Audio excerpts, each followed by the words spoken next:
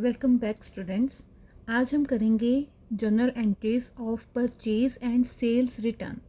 Purchase return का मतलब होता है कि आपने कोई चीज़ खरीदी, परचेज़ की आपके बिजनेस ने, और आपको वो सही नहीं लगी या फिर किसी भी वजह से वो डैमेज्ड है, तो आप उसे क्या करोगे, रिटर्न करोगे अपने सप्लायर को। ठीक है जी।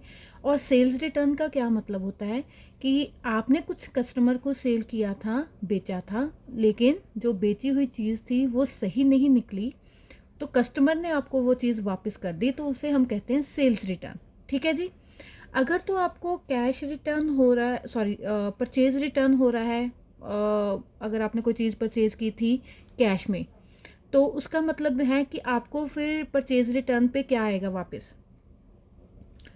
परचेजेस वापस आएंगी और आपका जो कैश है जो आपको उस कस्टमर ने आपको दिया था वो आप उसको वापस कर दोगे।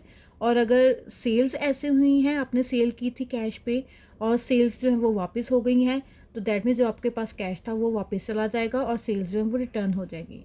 सो सबसे पहले सीखते हैं कि मतलब कि परचेज रिटर्न की एंट्री क्या होती है। सो आपने परचेजेस की थी, मान लो मैंने एग्जांपल दी है यहाँ पे, goods worth 3000 returned to mister A. ठीक है, हमने परचेज़ की थी मिस्टर ए से 3000 की गुड्स, अब हम उनको वापस कर रहे हैं वो 3000 की गुड्स। अगर मैं यहाँ पर अगर परचेज़ की बात करूँ कि मैं यहाँ पे परचेज़ की अगर एंट्री डालती मिस्टर ए से, तो इसका मतलब मैं परचेज़ की एंट्री डालती purchases account debit to mister A. Mister A क्यों? क्योंकि उसका नाम लिखा हुआ है यहाँ पे। ठीक है। अगर अब मिस्टर ए को आपने गुड्स रिटर्न की हैं, ये जो 3000 की आपने गुड्स परचेज की थी, अब आप उसे रिटर्न कर रहे हो, तो इस एंट्री को हम क्या कर देंगे, रिवर्स। परचेजेस अगर डेबिट होती हैं तो परचेज रिटर्न्स हमारी क्रेडिट होती हैं। और मिस्टर ए से खरीदी थी तो मिस्टर ए अगर क्रेडिट है तो मिस्टर ए क्या हो जाएंगे, डेबिट। हमेशा याद रखना, परचेजेस की एंट्री को हमने क्या कर देना है, रिवर्स कर देना है परचेज रिटर्न में। ठीक है जी। तो इसकी एंट्री अब क्या बनेगी, अब यहाँ पे मिस्टर ए जो है वो क्रेडिट हो रहे हैं, तो दैट मीन्स यहाँ पे मिस्टर ए क्या हो जाएंगे, debit. Mister A account debit to, यहाँ पर क्या लिखा हुआ है, परचेजेस, यहाँ पर हम लिखेंगे परचेज रिटर्न।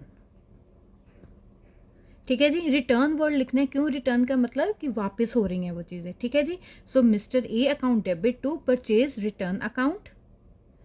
तो यहाँ पर आप नरेशन क्या लिखोगे, being goods worth rupees 3000 return to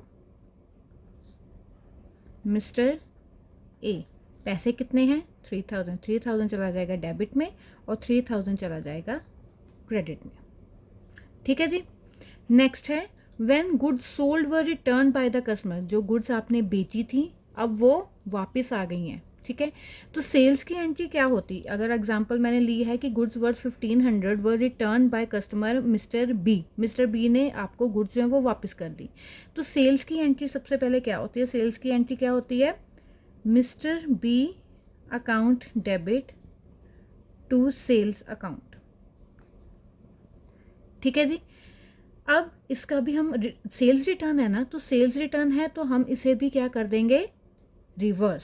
so reverse में अब ये क्या बनेगी एंट्री, अब अगर सेल्स जो है वो क्रेडिट है तो सेल्स यहाँ पे क्या हो जाएंगे, डेबिट।